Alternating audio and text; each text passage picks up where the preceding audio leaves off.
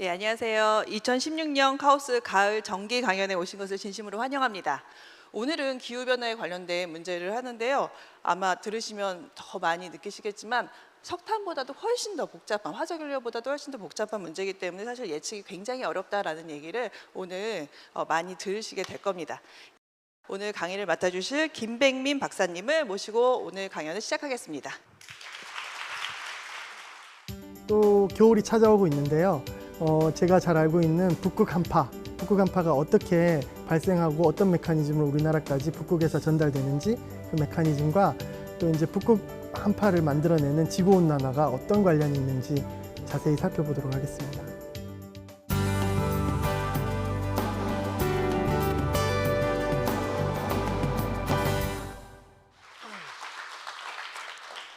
여러분 반갑습니다. 극지연구소 김백민입니다. 또 이제 다가오는 겨울이 있는데 올겨울이 추울까요? 따뜻할까요? 네, 올겨울 지금 제 생각에는 조금 추울 수도 있을 것 같습니다. 그런 이야기들이 왜 북극하고 관련이 되어 있는지 그 이야기부터 먼저 시작해 보도록 하겠습니다. 자, 먼저 그 지난 겨울 북극 상황을 한번 말씀드리겠습니다. 지금 보고 계시는 그림은 그 2016년 1월, 그러니까 올해 1월에 북극이 얼마나 뜨거웠는지를 나타내는 그런 그림입니다. 사실은 지구 관측사상 가장 뜨거운 온도를 올해 1월에 기록을 했습니다. 평년에 비해서 무려 12.9도나 북극이 뜨거웠습니다. 자, 이럴 때 우리나라에는 어떤 일이 일어났을까요? 지난 1월 24일 제주공항 사상 처음으로 2박 3일 동안 비행기가 전혀 뜨지 못하는 그런 한파와 폭설이 찾아왔습니다. 혹시 이때 제주도에 계신 분 계신가요? 네, 어마어마한 눈이 처음으로 와서 제주공항이 사상 처음으로 이렇게 폐쇄될 정도로 큰 폭설이 왔습니다. 저희가 분석을 해본 결과 이 극한 한파도 바로 북극의 고온 현상하고 관련이 있는 것을 알아냈습니다. 자, 그러면 이렇게 어김없이 찾아오는 우리나라 한파, 북미 한파, 지구온난화인데 왜 이렇게 한파가 찾아오는 걸까요? 궁금하시죠? 그 이유는 바로 제트 기류하고 관련이 있습니다. 지금 보시고 계시는 그림은 우리 머릿속 위에 상공 10km에서 바람이 어떻게 불고 있는지를 컴퓨터로 이렇게 가시와 잘 보이게 표현해 놓은 그림입니다. 보시면 왼쪽 그림은 북극이고요, 오른쪽 그림은 남극입니다. 우리는 이런 제트 기류와 늘상 같이 함께 살고 있지만 이게 존재하고 있는지 잘 모르죠. 중요한 것은 이렇게 굉장히 추운 곳을 중심으로 해서 마치 이렇게 제트 기류가 띠를 두르듯이 이렇게 불고 있는 이런 현상을 바로 극소용돌이라고 합니다. 추운 곳에 항상 존재하는 소용돌이가 우리 지구 규모에서 이렇게 보게 되면 이렇게 존재하고 있는 것이죠. 자, 여러분 지금 보고 계시는 그림은 1987년부터 현재까지 북극의 얼음이 얼마나 빨리 줄어들고 있는가를 보여주는 그림입니다. 자, 이 그림에서 시간이 갈수록 하얀색 부분이 점점 작아지고 있는 것을 보실 것입니다. 특히 2000년대 이후로는 급격히 하얀색 부분이 작아지는 것을 알 수 있습니다. 어떻습니까? 굉장히 빠른 속도로 얼음이 녹아내리고 있죠. 하얀색 부분은 얼음의 두께가 3m, 4m 이상 되는 굉장히 두꺼운 얼음을 나타내는 것이고요. 여기서 파란색으로 되어 있는 이런 부분은 두께가 1m 미만, 금방이라도 녹아 없어지는 살얼음을 의미하는 것입니다. 벌써 북극은 많이 얼음이 녹아내려 가지고 지금 2005년, 2006년 지나면서 하얀색 부분은 전부 다 없어지고 있습니다. 지금은 엄청나게 줄어 있는 상태죠. 자, 제가 왜 얼음 이야기를 하냐면요, 바로 얼음이 줄어들면 그 얼음이 줄어든 지역에서 엄청난 양의 열과 수증기가 이렇게 증가하기 때문입니다. 열과 수증기가 증가하는 이유는 공기와 물의 온도 차이 때문에 발생하는 것입니다. 우리 에너지라는 것은 뜨거운 곳에서 차가운 곳으로 이동하는 것입니다. 만약에 둘 다 따뜻하다면 별로 그런 에너지 이동이 없고 둘 다 차갑다면 마찬가지로 또 에너지 이동이 없습니다. 그런데 겨울철 북극 공기는 어마어마하게 춥죠. 영하 20도, 30도. 그런데 지금 얼음이 줄어든 이 지역에서는 바닷물 온도가 0도 정도 됩니다. 그럼 온도 차이가 20도, 30도 되면 아무리 추운 북극 바다지만 엄청난 양의 온도 차이 때문에 열과 수증기가 나올 수 있다는 것입니다. 자, 그러면 이 수증기와 열이 나오면 어떻게 될까요? 이제 다시 제트 기류 얘기로 돌아가 보겠습니다.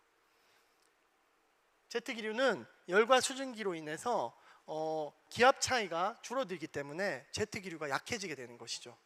제트 기류가 약해지면 바람의 세기가 약해지고, 제트 기류가 힘을 잃으면 더 남북 방향으로 제트 기류가 요동을 치게 됩니다.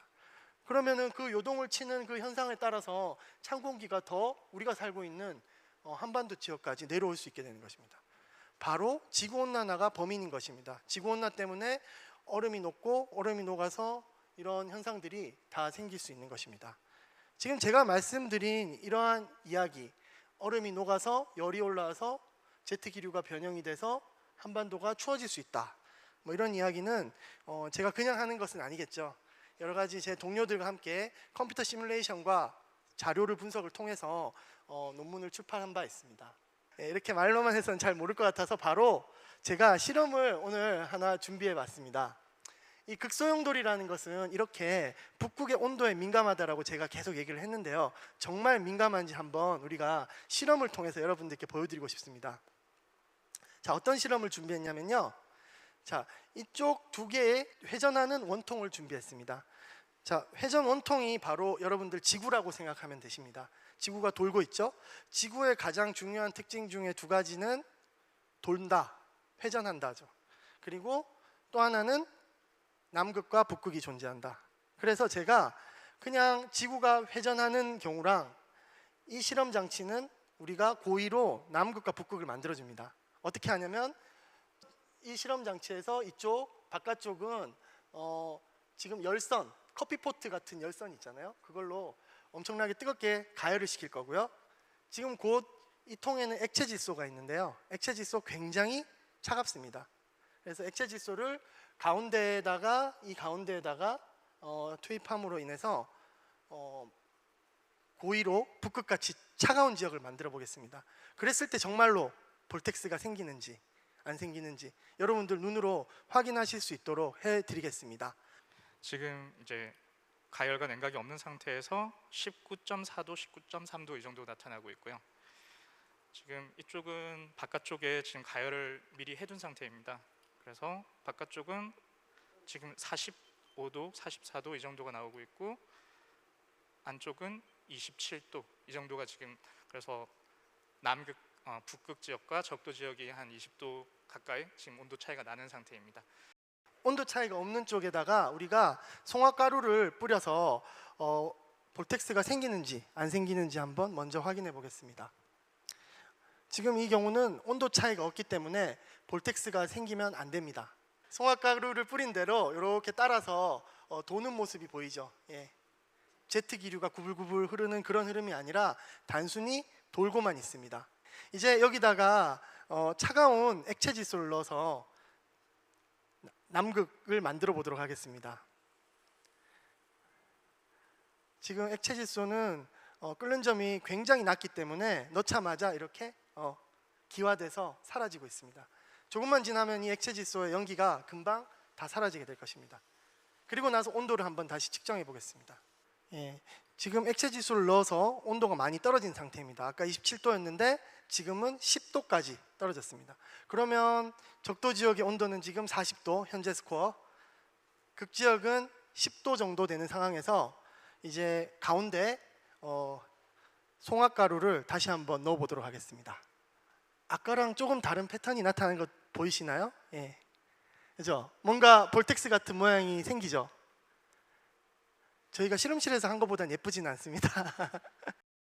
지금 제가 해드린 실험은 제가 개발한 실험은 아니고요, 우리 그 기상학에서 굉장히 유명한 실험입니다. 회전 원판 실험이라고 지금 MIT에서 지금 이렇게 한 실험인데요, 예쁜 볼텍스들이 생긴 게 보이시죠? 이게 바로 여러분들이 이렇게 생각하시면 됩니다. 고기압, 저기압. 여러분들 사실은 우리 날씨의 근본 원인은 바로 북극이 차갑기 때문에 생기는 것입니다.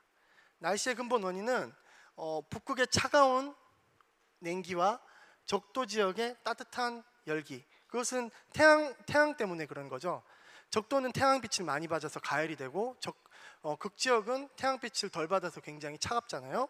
그러면 그 온도 차이가 너무 크기 때문에 우리 지구가 자발적으로 그 온도 차이를 조금 해소하려고 날씨를 만들어내는 것입니다. 과학적으로.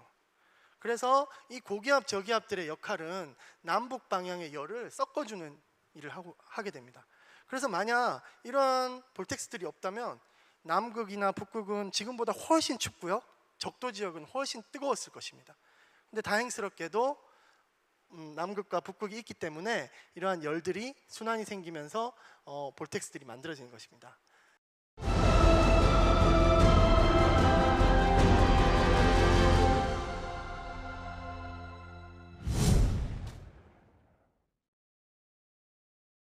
자, 그러면 이제 주제를 조금 바꿔서 지구온난화 이야기를 해보겠습니다. 지금 보고 계시는 그림은 우리 지구에서 상공에서 이산화탄소가 어떻게 분포되고 있는지를 보여주는 그림입니다. 보시면은 뭔가 한 가지 특징을 발견할 수 있을 것입니다. 이산화탄소가 지구 전체에 골고루 분포되어 있는 게 아니라 뭔가 많은 지역이 있고 적은 지역이 있죠. 특히 요런 지역, 요런 지역, 요런 지역은 뭔가 이산화탄소를 만들어내고 있는 그런 느낌이 드시죠? 여기가 어딜까요? 여기가 바로 중국입니다. 여기가 바로 유럽입니다. 여기가 바로 미국입니다.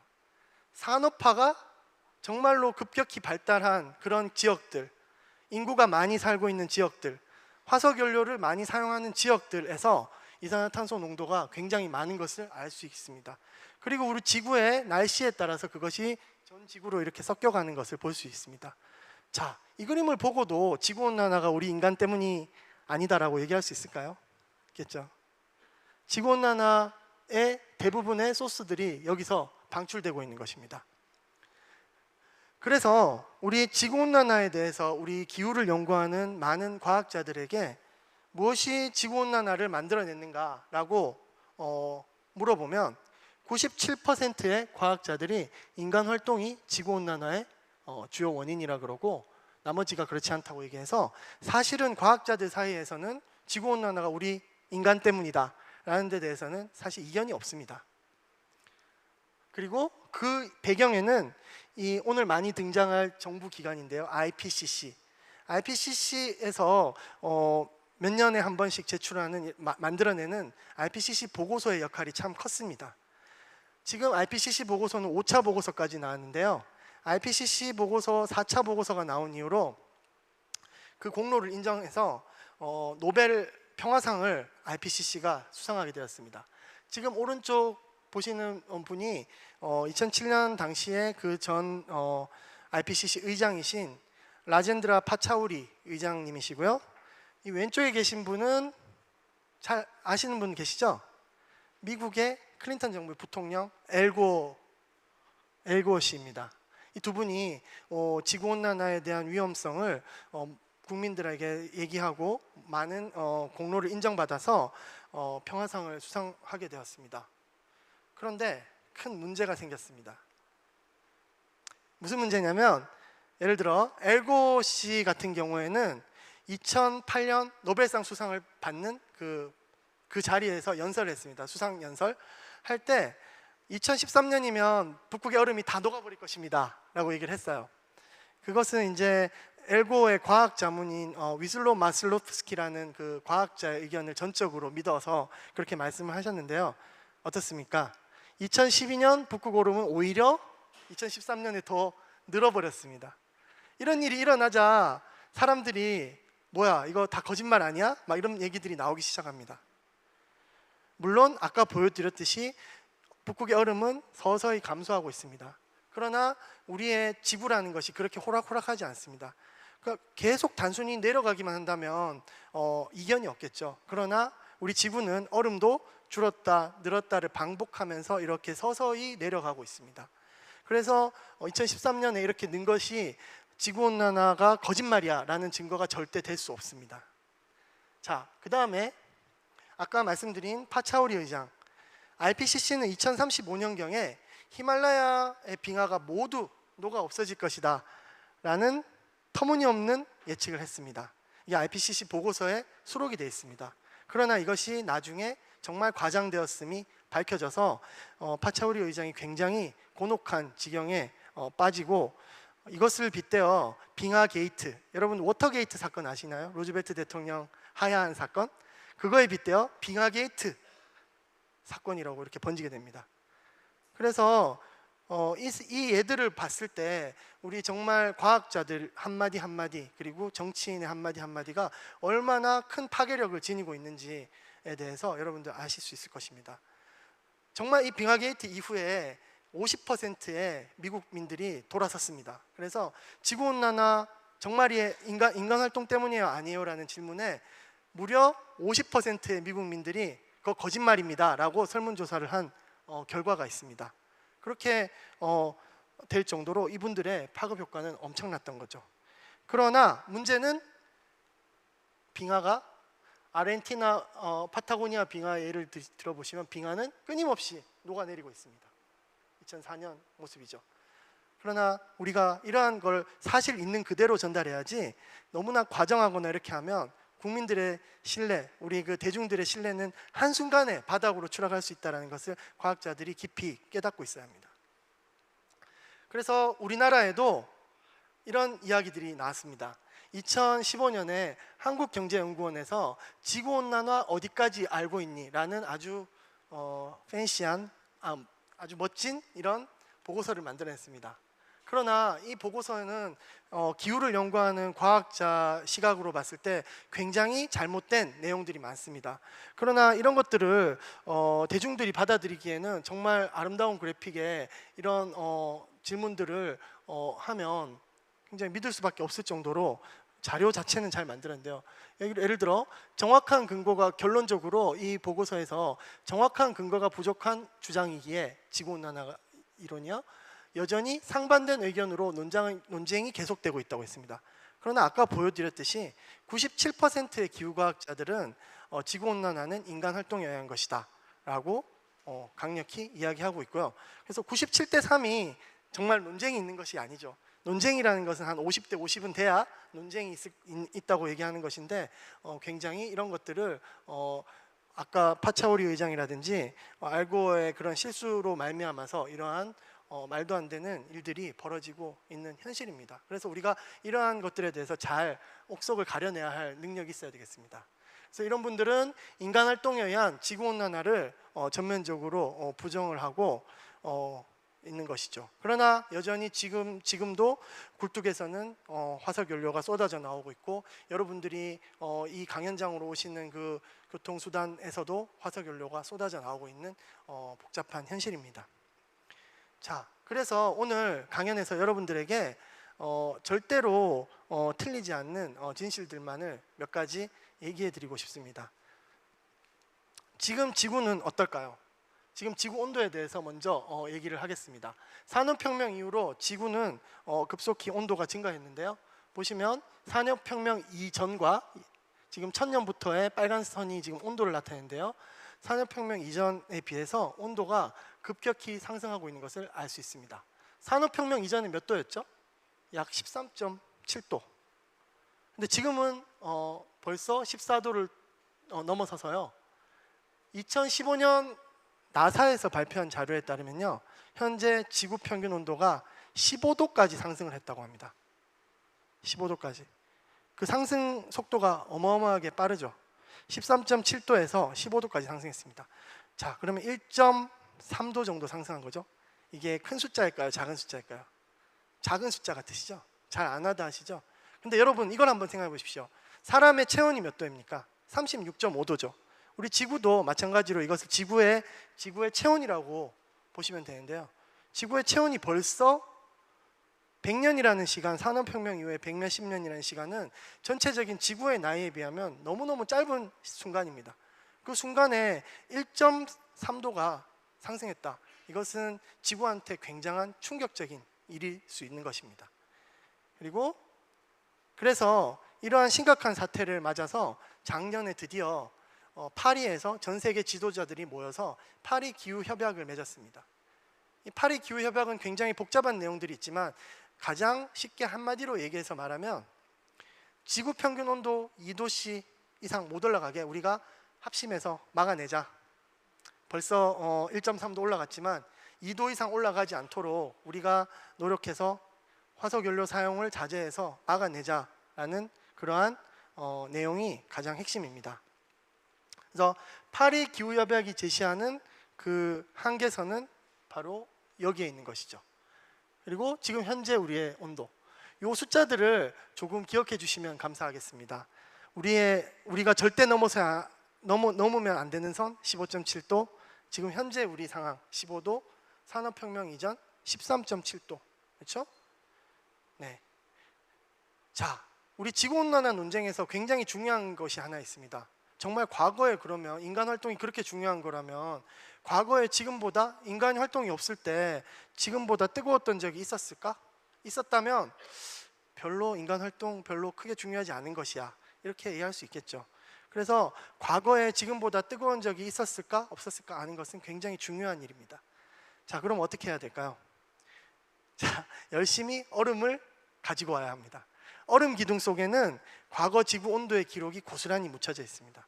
우리 극지연구소 연구원들은 이렇게 과거에 지구 온도가 어땠는지를 알아내기 위해서 그린랜드에도 이렇게 가고요, 몽고에도 가서 얼음 기둥을 얼싸안고 저렇게 좋아하고 있습니다.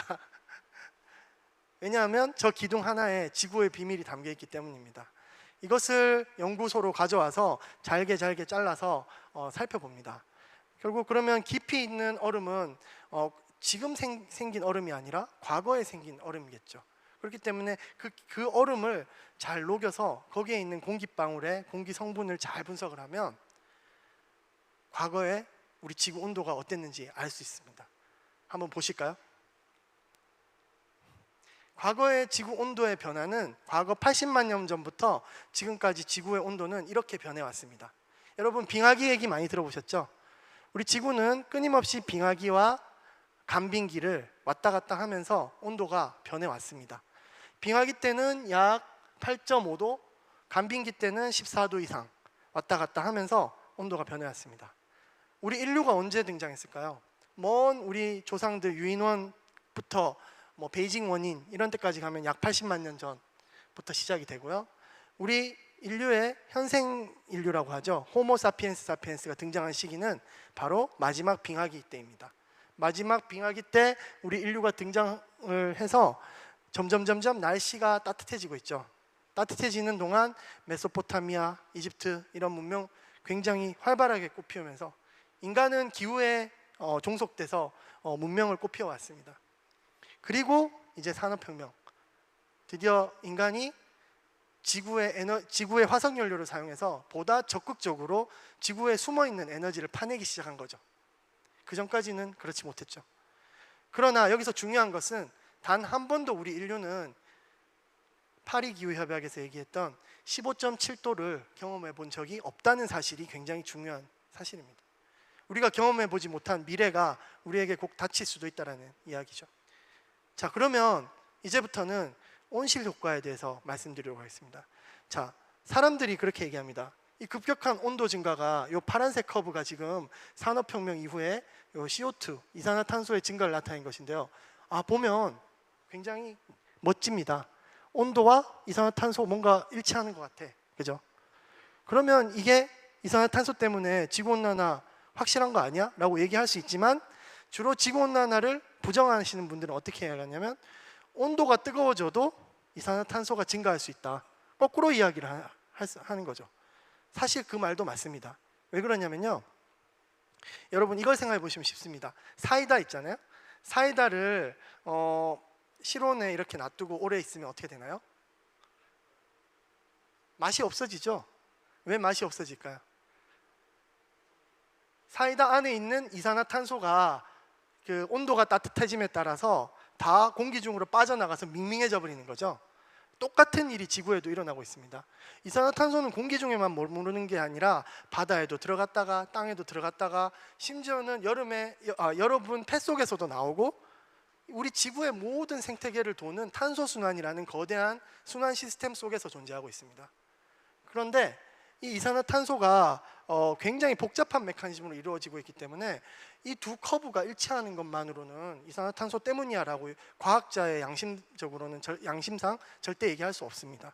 그리고 이렇게 두 다른 그림을 하나의 그래프에 그리는 건 굉장히 좀 위험한 발상입니다. 여러분, 온실 효과만으로는 우리 지구온난화를 전혀 전혀는 아니고요. 온실 효과의 전부를 지구온난화의 전부를 설명할 수 없습니다. 왜냐? 온실 효과는 지구온난화의 시작일 뿐이지 그것이 전부가 아니기 때문입니다. 그래서 학교에서 지구온난화 왜 생겨요? 온실 효과 때문이요 라고 가르치는 것은 그렇게 올바른 방법이 아닙니다. 자, 더 복잡한 비밀이 숨어 있습니다. 비밀은 바로 지구에 숨었습니다. 우리 지구 자체가 비밀입니다. 그 이유는 우리 지구가 이 지구온난화, 온실기체에 의한 지구온난화를 스스로 계속 증폭시켜 나가기 때문입니다. 우리 지구는 그런 비밀을 가지고 있습니다. 자, 이 그림 보시면 무엇이 떠오르시나요? 지금 여기 기타 세대가 있습니다. 이거 전자기타죠. 여러분들 전자기타 한번 쳐보신 적 있으신지요? 전자기타를 이 뒤에 있는 앰프에 달지 않고 그냥 치면 통기타보다 소리가 훨씬 작습니다. 소리가 아예 안 나죠. 그죠? 바로 이런 상황과 똑같습니다. 우리 지구는 바로 이런 앰프와 같은 역할을 하고 있습니다. 온실기체 증가로 지구가 조금 더러워진 것을 엄청나게 증폭시킬 수도 있고 조금 증폭시킬 수도 있고 과학자들마다 의견은 다르지만 이렇게 증폭하는 그런 작용을 하고 있습니다. 그럼 무엇이 그런 증폭 작용을 하고 있을까요? 바로 우리 지구에 있는 모든 요소입니다. 나무, 구름, 얼음 모두 그런 증폭 작용에 참여하고 있습니다. 자, 오늘 이 시간에 모든 걸 설명드릴 수는 없지만 한 가지만 말씀드리도록 하겠습니다. 바로 북극의 얼음입니다. 자, 지구온난화 이전에 북극의 얼음이 이렇게 많았습니다.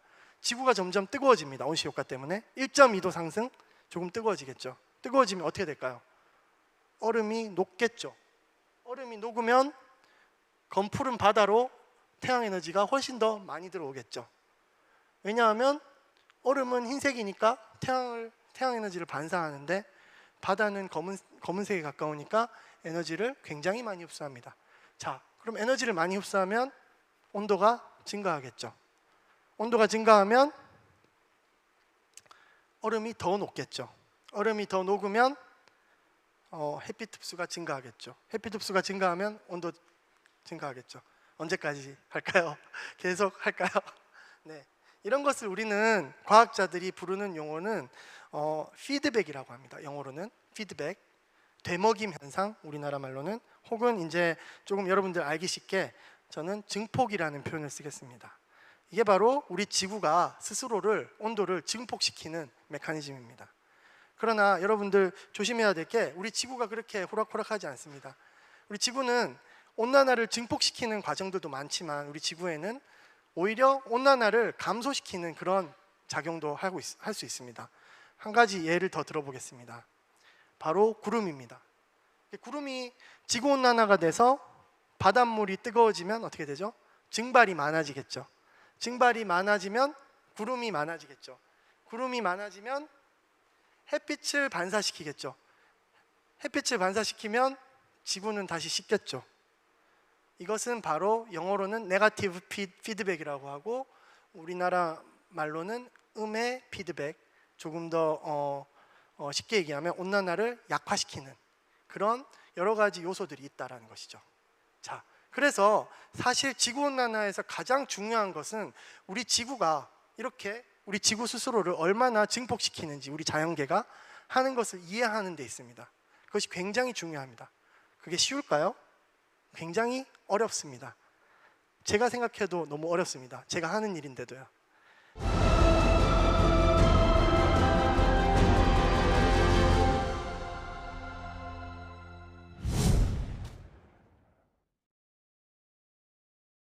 저는 기후 모델링이라는 일을 하고 있습니다.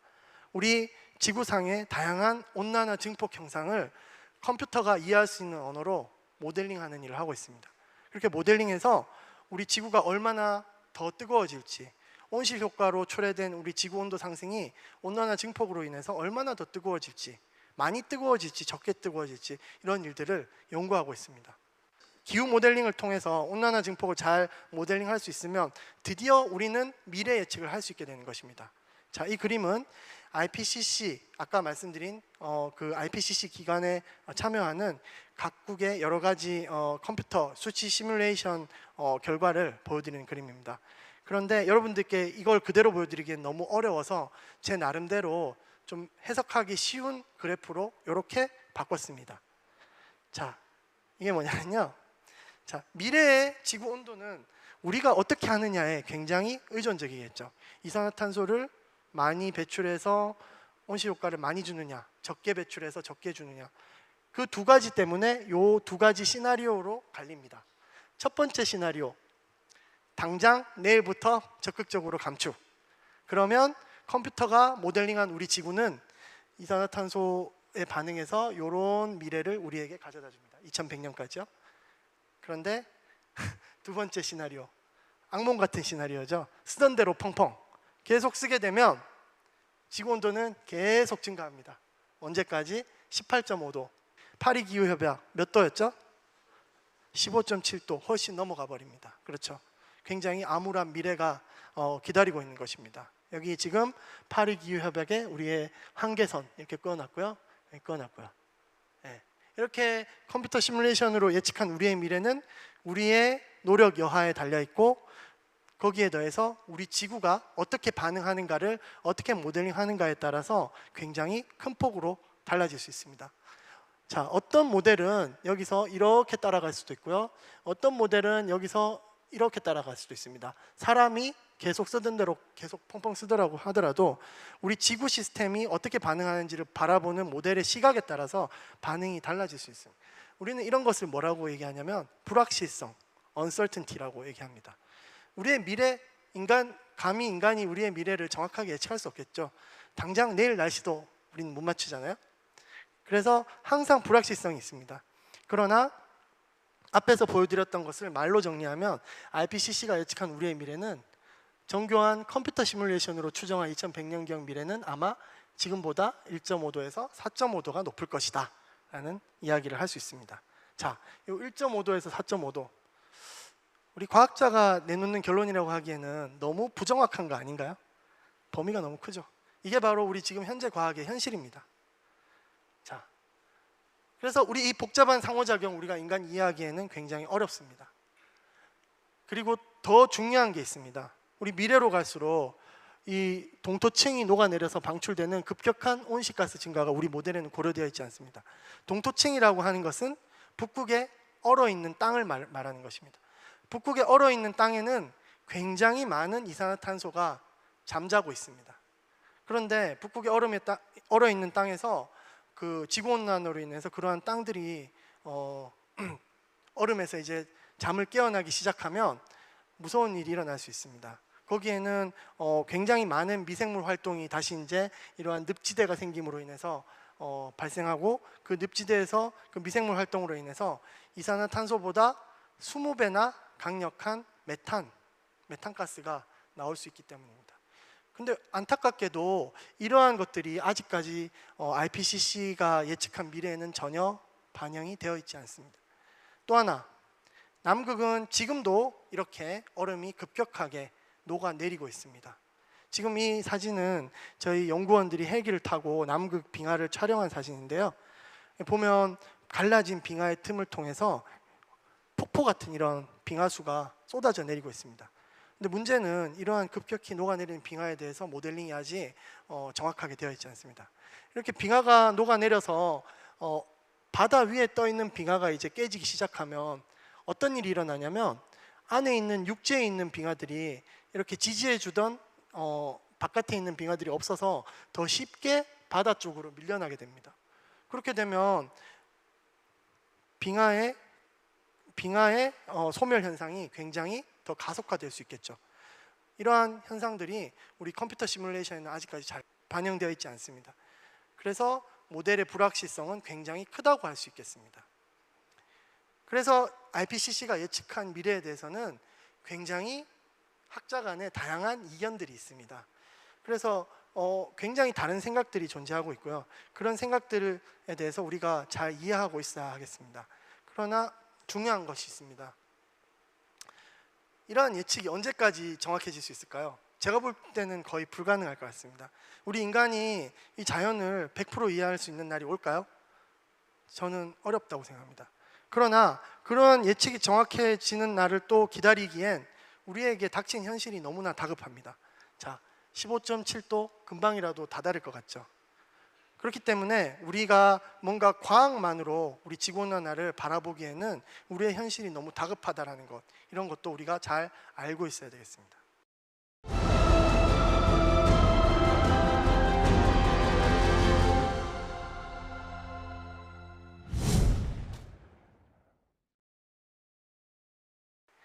자, 마지막 주제로 저는 여러분들에게 그렇다면 우리에게 닥칠 수 있는 미래의 여러 가지 현상 중에서 가장 심각한 것이 무엇인가 라는 이야기를 조금 해드리고자 합니다. 그것은 바로 해수면 상승입니다.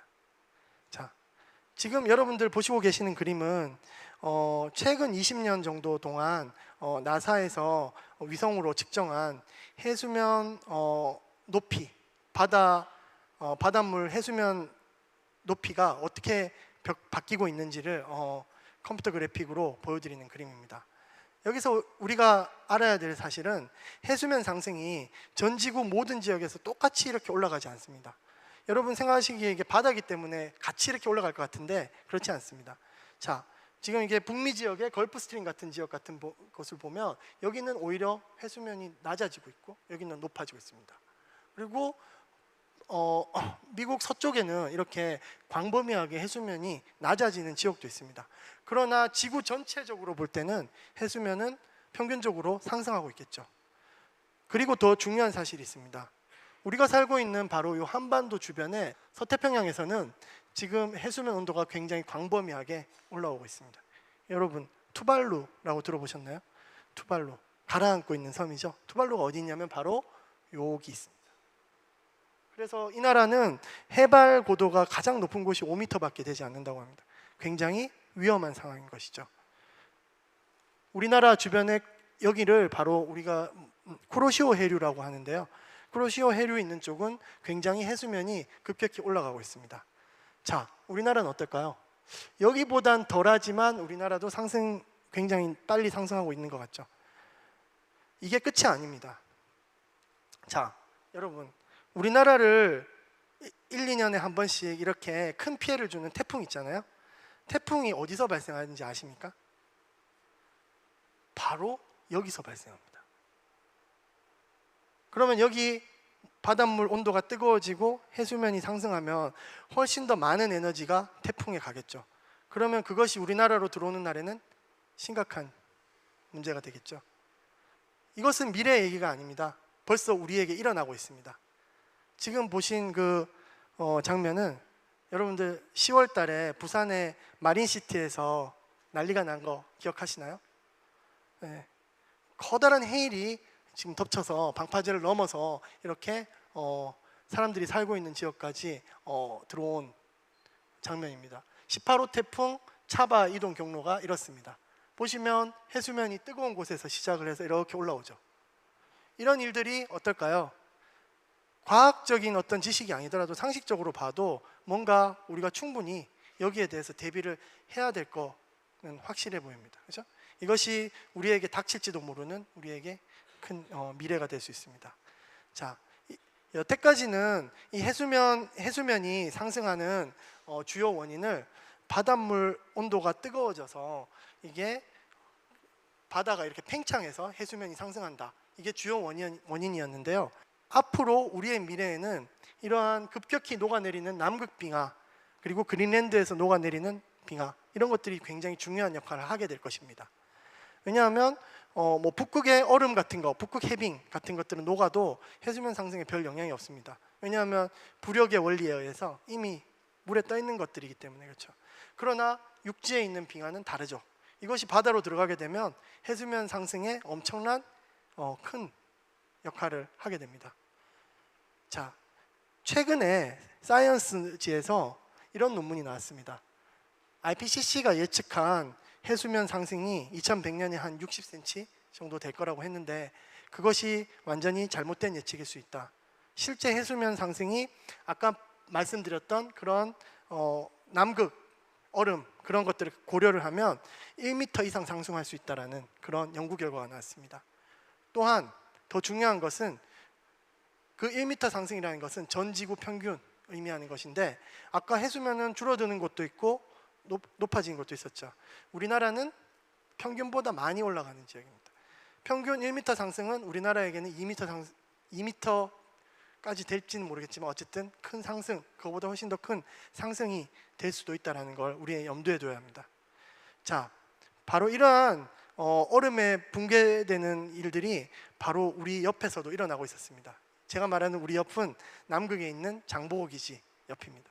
지금 난센빙붕이라는 것이 장보고 기지에서 50km 되는 지역에 이렇게 있었는데요. 이게 2016년 4월, 올해 4월에 이렇게 갈라져서 떨어져 나가는 큰 사건이 일어났습니다. 자, 이건 굉장히 큰 사건이었는데요. 왜냐하면 이 얼음이 길이가 한 20km 정도 되는 얼음이라서요. 뭐 이렇게 보면 작아 보이지만 여러분 여의도 면적의 20배 정도 되는 얼음이 떨어져 나갔다고 생각하시면 됩니다. 이런 얼음은 둥둥둥둥 떠다니다가 결국은 바닷물의 해수면 상승에 직격탄을 날리게 됩니다. 이런 것들을 연구하기 위해서 우리 장보고 기지는 굉장히 이런 빙하가 많은 지역에 위치하고 있습니다. 지금 보시고 계시는 이 파란 기지가 우리 남극의 장보고 기지입니다. 보시면 굉장히 빙하가 많이 발달해 있는 지역 근처에 있죠. 우리 연구원들은 이런 데 탐사를 통해서 바다에서 따뜻한 바닷물에 의해서 바닥이 얼마나 뜨거워지고 있는지, 그리고 또 1년에 몇 센치씩 빙하가 이쪽에서 흘러나오는지 그런 것들을 여러 가지 GPS 장비라든지 위성 장비들을 통해서 면밀히 모니터링하고 있습니다. 저는 여러분들에게 이 그림을 보여드리고 싶습니다. 지금 보여드리고 있는 게 바로 투발루입니다. 투발루는 지금도 계속 물에 잠기고 있습니다. 파리 기후 협약에서 투발루 수상이 각국 정상들에게 호소를 했습니다. 우리나라 지금 가라앉고 있다. 2도씨 상승 그까지 하는 거 좋지만 그렇게 되면 우리나라는 완전히 잠긴다. 그래서 각국 정상들이 투발루 수상의 말에 공감해서 될 수 있으면 2도씨가 아니라 1.5도씨까지 우리의 한번 온도 상승을 막아보자 하는 그런 이야기를 했습니다. 자, 이런 투발루의 현실이 우리의 미래가 될 수도 있습니다. 자, 지금 이 슬라이드가 여러분들께 드리는 제 마지막 슬라이드인데요. 지금 이 슬라이드에서 아이들이 굉장히 환하게 웃고 있죠. 이 아이들이 지금 워싱턴 주를 상대로 해서 소송을 걸었습니다. 무슨 소송을 걸었냐면 이렇게 심각한 지구온난화, 기후변화 때문에 우리가 미래에 건강한 지구에서 살 수 있는 권리를 어른들이 뺏고 있다라고 소송을 했습니다. 이겼을까요? 졌을까요? 표정 보면 아시겠죠? 이겼습니다.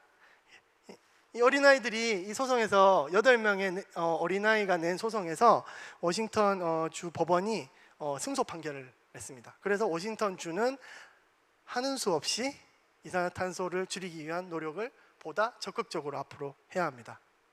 네. 지구온난화 문제는 우리들만의 문제가 아니라 우리 미래 세대의 문제입니다. 그리고 제 생각에는 우리들의 문제가 돼버렸습니다.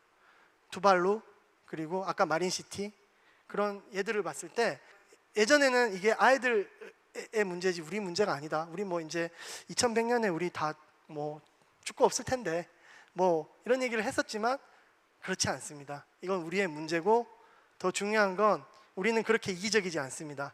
우리 미래 세대를 위해서 우리는 지구온난화에 대해서 좀 더 심각하게 고민해보고 좀 더 우리 과학자들도 더 열심히 연구해서 불확실성을 줄여나가야 할 때입니다.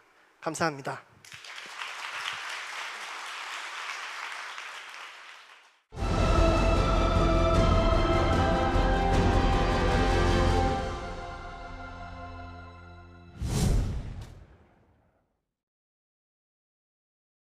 자, 다음 주 강연도 굉장히 이제 흥미로운 강연인데요. 바로 미세먼지 그 고등어 얘기도 나오고 뭐 시끄러운 그 미세먼지에 관한 주제로 강연이 시작됩니다. 다음 주에는 서울대 지구환경과학부의 박록진 교수님이 미세먼지는 지구 환경에 어떤 영향을 줄까라는 주제로 강연을 해주시고요. 그래서 다음 주에도 굉장히 재밌는 주제로 얘기가 될 것 같으니까요. 많은 참여 부탁드립니다. 감사합니다.